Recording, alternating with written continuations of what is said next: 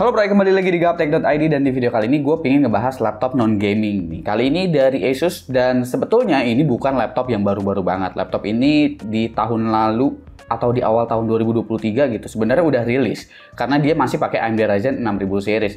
Kenapa gue bahas laptop ini? Karena menurut gue ini masih cukup menarik meskipun menggunakan AMD Ryzen 6000 series karena harganya itu udah turun sekarang. Nanti kita bakalan bahas kira-kira apa yang masih menarik dari laptop ini karena sebetulnya gue udah sempat bahas juga ya untuk si Asus ZenBook S13 OLED, tapi itu bukan platform AMD yang gue bahas. Nah, kali ini yang gue bahas adalah Asus ZenBook S13 OLED UM5302TA. Sebetulnya yang beda bukan cuma dari prosesornya aja ya, tapi ini secara desain juga berbeda sebetulnya dari yang gue bahas sebelumnya. Di bagian cover luarnya dia masih pakai logo ZenBook yang kecil, di bagian depan logonya bukan logo yang gede gitu di bagian covernya, tapi finishingnya berbeda ya. Dia finishingnya itu lebih kelihatan metalik gitu, bukan yang bertekstur kayak yang di platform Intel. Cuma tetap bagus karena kalau gue pribadi lebih senang dengan logo yang kecil kayak begini, jadi laptopnya juga kelihatan jauh lebih kalem gitu. Bahkan dengan tulisan Asus ZenBook yang kelihatannya juga kecil, nggak gede-gede banget di bagian bezel bawahnya, karena bezelnya itu rata semuanya, tipis semua gitu. Nah, ada detail-detail kecil juga yang ditambahin di laptop ini selain sisanya sebenarnya semuanya serba polos, yaitu di bagian engselnya, karena engselnya ini dia ada kayak semacam krom-kromannya gitu. Untungnya krom-kromannya ini bukan yang silver terang gitu, tapi dia rada-rada gelap, jadi kesan elegannya juga masih kelihatan. Dan terdapat beberapa varian warna ya yang bisa kalian pilih untuk si ZenBook S13 OLED yang satu ini. Dimensinya cukup compact ya, ada di angka 29,67 x 21,05 x 1,49 cm dan beratnya itu cuma 1,1 kg aja. Secara build quality meskipun ini ringan, build quality-nya bener-bener rigid dan ZenBook memang selalu menawarkan build quality yang menurut gua sangat-sangat oke. Untuk bagian keyboardnya di sini gue juga senang travel distance-nya dalam, jadi kalian udah bisa ngelihat keyboardnya itu kelihatan tinggi gitu ya. Biarpun dia laptopnya sebenarnya tipis, jarak-jaraknya juga oke, tapi untuk arrow key-nya itu memang ukurannya kecil banget. Nah, untuk bagian touchpad-nya lebar nih. Lebar banget untuk sebuah laptop berukuran 13 inch. Asus juga masih menyematkan mode number pad pada touchpad-nya ini. Jadi meskipun ini gimmick, tapi ini adalah sebuah gimmick yang bermanfaat. Di bagian I/O-nya ada 3 kali USB Type-C 3.2 Gen 2. Udah gitu doang. Meski support power delivery dan DisplayPort, tapi nggak biasanya USB-A hilang di laptop Asus. Nggak ada card reader juga ya. Padahal kalau kita ngomongin di bagian displaynya nih, di bagian layarnya, ini sebenarnya mendukung banget untuk kebutuhan editor ataupun desainer. Dia pakai layar Asus OLED berukuran 13 inch beresolusi 2280 x 1800 dengan refresh rate 60 Hz, 100% DCI P3 Pantone Validated. Selain layar yang bagus, juga di sini Asus menyematkan sebuah webcam yang juga sangat-sangat bagus menurut gua. Di sini Asus menawarkan 3D NR alias 3D Noise Reduction yang mampu mengurangi level noise dengan menjaga clarity. Untuk sebuah webcam laptop emang udah bisa dibilang oke dan resolusinya juga udah Full HD. Lalu kita lompat ke bagian spesifikasi intinya nih. Di sini untuk CPU menggunakan AMD Ryzen 7 6800U dengan integrated grafik Radeon 680M, RAM-nya 16GB LPDDR5 6400 MHz, ada NVMe PCIe Gen 4 SSD 1TB, Wi-Fi 6E dengan Bluetooth 5.3, Full HD webcam, include dengan Windows 11 plus Office Home Student. Untuk opsi upgrade-nya jelas karena ini laptop yang sangat-sangat tipis, apalagi gue udah sebutin kalau ini pakai LPDDR5, maka dari itu memorinya nggak bisa di-upgrade. Yang bisa kalian ganti hanya SSD-nya aja jika dirasa 1TB itu kurang. Lalu untuk AMD Ryzen 7 6800U, CPU ini memang bukan yang terbaru tapi masih bisa diandalkan berkat efisiensi dan kemampuan multicore yang cukup baik di kelasnya. iGPU Radeon 680M juga bisa dimanfaatkan buat productivity karena lumayan kenceng ya. Bahkan handheld di generasi sebelumnya pun rata-rata semuanya pakai CPU ini karena efisiensinya yang memang juara. Lalu untuk utilitiesnya di sini ada My Asus ya, dan menurut gua My Asus ini memang sangat-sangat lengkap.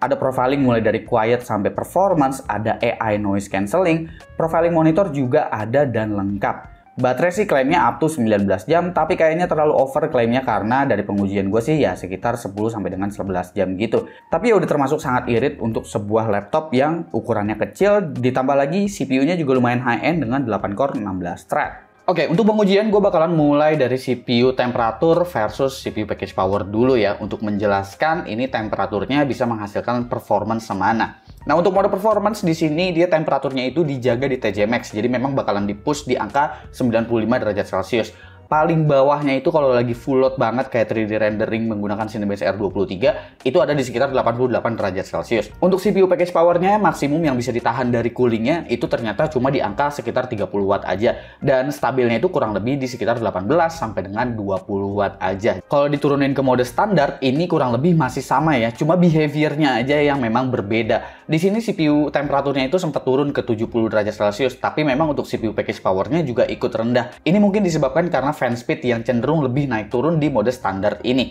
Yang konsisten itu justru semisal kalian menggunakan mode Whisper. Ketika menggunakan mode Whisper, ini CPU temperaturnya bakalan adem banget, karena 70 derajat aja dia bakalan susah gitu untuk nyentuh di 70 derajat.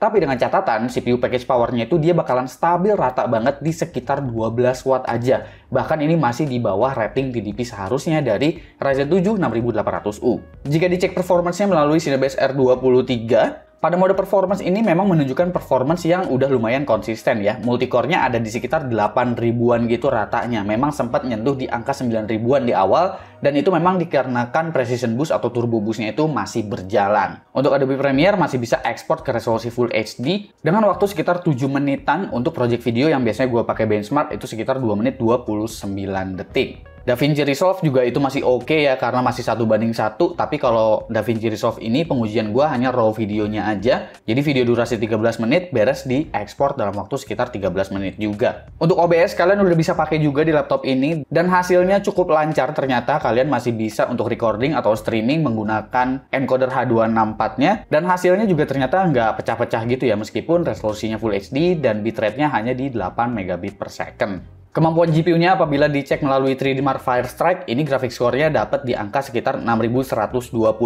Untuk zaman sekarang memang bukan angka yang sebegitunya kencang, tapi angka segini sebenarnya kalian udah bisa mainin game-game ringan atau beberapa game kompetitif lah. Contohnya kayak Valorant, itu kalian udah bisa dapetin rata-rata di atas 100 FPS, yang sebetulnya udah lumayan banget untuk ukuran laptop seperti ini. Tapi sekali lagi, ini bukan laptop gaming ya fokusnya. Jadi main game itu hanya sekedar bonus dan iseng-iseng aja. Dan untuk kemampuan SSD, untungnya kali ini Asus nggak ngasih SSD yang memang agak rendah kastanya gitu ya. Kali ini OEM itu dari Samsung, dan kecepatannya juga beres banget. Ada di sekitar 6 GB per second lebih untuk read sekuensialnya, sementara write sekuensialnya itu sekitar 5 GB per second.